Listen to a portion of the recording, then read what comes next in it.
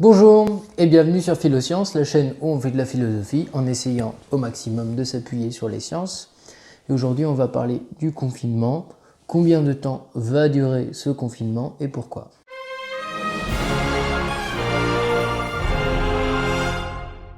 Il y a deux scénarios possibles. Premier scénario, on trouve un vaccin, sauf que on met entre 6 et 36 mois à trouver un vaccin. Donc ça peut être dans 6 mois, comme ça peut être dans un an, comme ça peut être dans un an et demi, etc. Deuxième scénario, on compte sur l'immunité collective.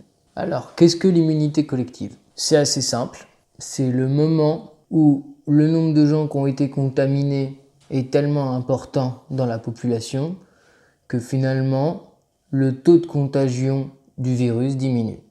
Alors, comment on calcule ça? C'est assez simple.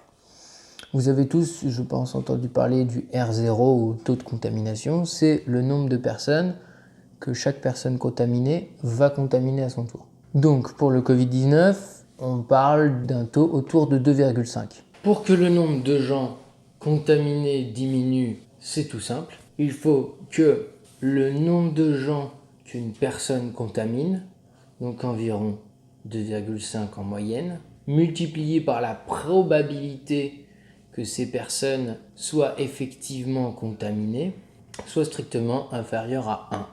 Voilà. Donc si jamais chaque personne contamine 2,5 personnes, multiplié par P, la probabilité que les personnes, entre guillemets, qu'on allait contaminer le soient vraiment strictement inférieure à 1. Donc on obtient petit p strictement inférieur à 1 divisé par 2,5. Voilà, on divise par 2,5 de chaque côté de l'inéquation. Et on obtient donc petit p strictement inférieur à 0,4. À partir du moment où on atteint une probabilité que chaque individu, quand il est en présence du virus, ne soit réellement contaminé que dans 40% des cas, d'où la probabilité de 0,4, et bien dans ce cas, l'épidémie commence à reculer, puisque 2,5 fois 0,4, c'est égal à 1. Donc à partir de ce moment-là, chaque personne va commencer à contaminer moins d'une personne en moyenne, et donc forcément, l'épidémie recule. C'est pour ça qu'on vous sort partout ce chiffre de 60%. Il faut que 60% de la population ait déjà été contaminée et soit immunisée pour que cette probabilité, quand on est mis en présence du virus, de devenir malade, soit bien inférieure ou égale à 0,4. Qu'on ait moins de 40% de chances d'être malade quand on est mis en présence du virus. Beaucoup de gouvernements ont mis du temps à réagir car pour eux il était très clair qu'il fallait utiliser l'immunité collective. Et donc en fait que 60 à 80% de la population soit contaminée, parce qu'évidemment à 60% de la population contaminée c'est juste le pic. Après on continue encore à contaminer d'autres gens, même si chaque personne contaminée ne contamine plus qu'une demi-personne ou trois quarts de personne en moyenne, ça fait encore du monde de contaminés. Donc entre 60 et 80% de la population doit être contaminée, avoir été malade ou malade sans symptômes, mais voilà, avoir été contaminée pour qu'on arrive à se débarrasser de ce virus. Donc maintenant, pourquoi on est contaminé? Il y a environ 67 millions d'habitants en France. Si on fait une estimation basse et qu'on considère qu'on arrive,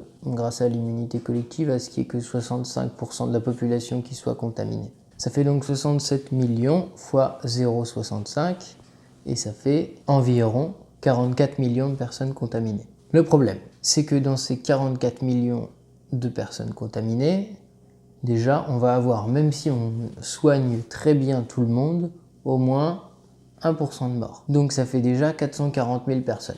Ensuite, il y a au moins 5% de ces gens qui doivent être envoyés en réanimation. C'est-à-dire qu'ils vont avoir besoin de machines pour respirer et de médecins 24 heures sur 24, etc. En France, on a 5000 places en réanimation, 5000 lits, qu'on essaie tant bien que mal de faire progresser jusqu'à 15 000, il y en aurait actuellement 10 000. Voilà. Imaginons qu'on arrive à avoir 15 000 lits en réanimation. 5% de 44 millions, ça fait déjà 2 200 000 personnes. Donc, ça fait 2 200 000 personnes qui vont avoir besoin de chambres de réanimation. Et je vous rappelle qu'on a 15 000 places. Mais c'est pas le pire. Parce que ces gens qui vont être en réanimation vont en avoir besoin pendant, le docteur Gérald Kiersek, médecin urgentiste à l'Hôtel Dieu, dit 20 jours. On peut même prendre une moyenne plus basse à 15 jours. Ça fait donc 2 200 000 personnes qui vont avoir besoin d'être en réanimation pendant 15 jours et on n'a que 15 000 places. Donc, pour que tout le monde soit parfaitement soigné dans de bonnes conditions, il faudrait que le confinement dure au moins 8 ans. Bah oui, 2 200 000 personnes en réanimation, ça fait du monde pour 15 000 lits. Voilà, donc visiblement, on ne peut pas compter que sur l'immunité collective pour attendre la fin du confinement. Donc pour revenir à nos moutons, quand est-ce qu'on va arrêter d'être confiné? Eh bien, soit quand on aura trouvé un vaccin, donc dans une durée de 6 mois à beaucoup plus. Dans le meilleur des cas, on pourrait avoir un vaccin en septembre-octobre. Sauf si on a une chance incroyable et qu'on arrive à faire un vaccin plus tôt parce qu'il ressemble à un ancien. Mais voilà. Et l'immunité collective, comme on l'a vu, si jamais on veut soigner tout le monde convenablement et en rester à seulement 1% de mortalité, il faut un confinement qui dure plus de 8 ans. Donc évidemment, ce ne sera pas la solution qui sera retenue. Soit on aura un vaccin, soit on va trouver un médicament. Donc on parle beaucoup de l'hydroxychloroquine du professeur Raoult ces derniers temps, qui est un médicament qu'on connaît bien, qu'on utilise depuis très longtemps et qui semble avoir des très bons résultats dans les premières études qui ont été menées, mais malheureusement, ce n'étaient pas des études en double aveugle, donc on ne peut pas encore vraiment se fier à ces résultats. Voilà. Mais après, au niveau du confinement, il va falloir qu'on continue d'alimenter en continu ces 15 000 lits. Donc peut-être que les jeunes vont y aller en premier, puisqu'on a un taux de mortalité qui atteint 14% chez les plus vieux. Voilà, donc peut-être qu'on va décider d'abord que les jeunes seront plus confinés, et puis comme ça ils vont s'immuniser entre eux, et puis petit à petit on mettra les plus vieux, puis les plus vieux, puis les plus vieux. Il y a différentes stratégies qui sont possibles de mettre en place. Mais sans médicament génial et sans vaccin, l'immunité collective, il faut, si on veut pouvoir soigner tout le monde, on ne peut pas vraiment compter dessus. Alors, juste une dernière chose, on va regarder un peu les cartes pour que vous vous rendiez compte à quel point on est en dessous au niveau de la réanimation.